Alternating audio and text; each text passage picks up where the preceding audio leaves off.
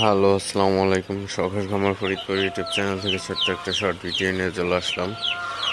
তো আজকে হচ্ছে আমার সোনালী সুপার হাইব্রিড মুরগির বাচ্চার বয়স 12 দিন রানিং চলতেছে। তো আজকে হচ্ছে গাম্বরের ভ্যাকসিন করব।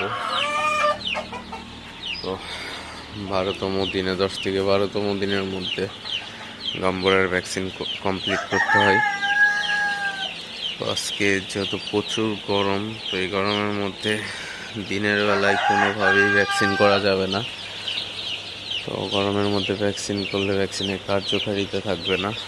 তো এর জন্য হচ্ছে ভ্যাকসিন করতে হবে সন্ধ্যার পরে, অর্থাৎ যখন ঠান্ডা পড়বে ঠিক তখনই ভ্যাকসিন করতে হবে।